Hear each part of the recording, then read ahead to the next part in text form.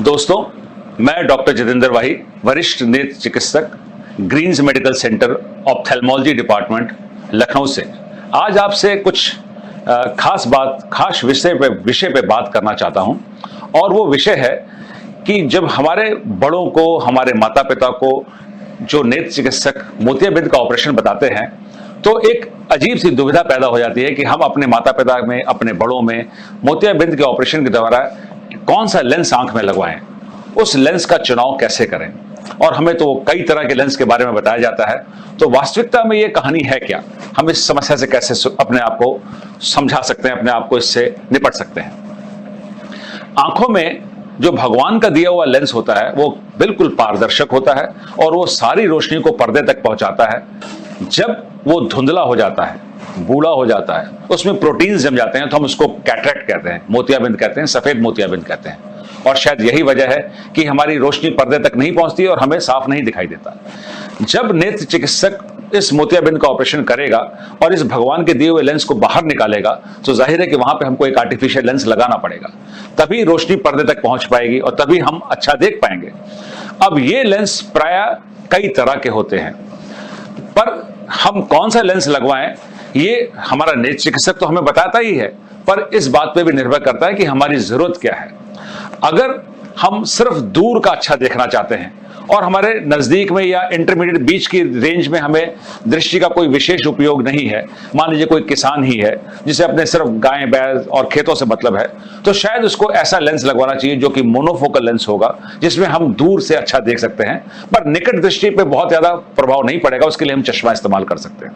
पर अब युग बदल रहा है, अब समय बदल रहा है, अब हमारी जरूरतें बदल रही हैं। अब हमें दूर के साथ साथ नजदीक देखने की भी उतनी ही ज्यादा जरूरत है जितनी कि एक पढ़े लिखे इंसान को है। अब ये जरूरी नहीं है हमें हमेशा अपना मोबाइल देखना है, हमें हमेशा अपना डेस्कटॉप देखना है, हमें थोड़ी दूर पे शीशा देखना है जहां पे हम अपने शेव कर रहे हैं या लेडीज अपने आप को तैयार कर रही हैं। तो अब हमें दूर का भी अच्छा चाहिए, इंटरमीडिएट यानी कि बीच की दृष्टि भी अच्छी चाहिए और नजदीक की भी दृष्टि अच्छी चाहिए। अगर ये सिनेरियो है, अगर ये वातावरण है, तो हमें मल्टीफोकल लेंस की जरूरत है। और मल्टीफोकल लेंसेज वो लेंसेज हैं जिसमें हमको तीनों रेंज, दूर, इंटरमीडिएट और नजदीक, तीनों रेंज में अच्छा देखने की सलाहियत रखते हैं। ऐसे लेंस प्राय महंगे भी होते हैं और ऐसे लेंस को लगाने वाले डॉक्टर्स कुछ विशेष प्रकार के टेस्ट भी करते हैं जो कि थोड़े कॉस्टली भी होते हैं। पर जब हमको इतनी सुविधा चाहिए तो हमें थोड़ी सी कॉस्ट बियर करनी पड़ती है। ये लेंसेज हमेशा हमें बहुत अच्छा दूर की दृष्टि देंगे, एक बहुत अच्छी इंटरमीडिएट दृष्टि देंगे, लेकिन एक सामान्यजनक ही निकट दृष्टि देंगे। और ऐसे में प्राय हमको प्लस 0.5, 0.75 या 1 डायप्टर का एक नजदीक का चश्मा लगाना पड़ सकता है ताकि हम नजदीक का बहुत अच्छा देख सकें। पर अगर थोड़ा बहुत काम करना है, जैसे मोबाइल देखना है या कुछ साइन करना है या चेकबुक साइन करनी है, तो हमेशा चश्मा ढूंढे, ऐसी जरूरत नहीं है। तो मल्टीफोकल लेंसेज बहुत अच्छे लेंसेज हैं जो हमें ये तीनों रेंज दिखा सकते हैं। इसमें एक छोटा सा पेच और भी है। ये जो मल्टीफोकल लेंसेज हैं, ये कभी कभी ऐसी भी सिचुएशन क्रिएट करते हैं कि हमको तेज लाइट में कुछ ग्लेयर, कुछ हेलोज, कुछ चमकती हुई लाइट्स दिखाई देती हैं, जो कि हमें लगता है कि हमारे साथ क्या हो गया। परंतु इसमें निराश होने की कोई जरूरत नहीं है। ये जो ग्लेयर्स, हेलो, स्टारबस्ट या लाइट का फैलाव नजर आता है, ये प्राय 3 महीने, 4 महीने, 6 महीने में अपने आप ठीक हो जाता है। बस थोड़े धैर्य की जरूरत है।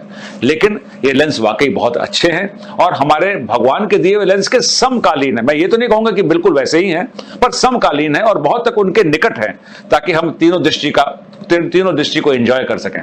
तो ये चुनाव हमें अपने ऊपर भी और अपने चिकित्सक के ऊपर छोड़ देना चाहिए कि वो निर्णय ले कि हमारी आंख के लिए क्या बेहतर है, हमारी जरूरत क्या है, हमारे लिए क्या बेहतर है, और फिर हाँ, कॉस्ट, उसको भी ध्यान में रखते हुए हमें इन लेंस का चुनाव करना चाहिए ताकि हम मोतियाबिंद का ऑपरेशन कराने के बाद एक बढ़िया, सुखदायी और अच्छा जीवन व्यतीत कर सकें।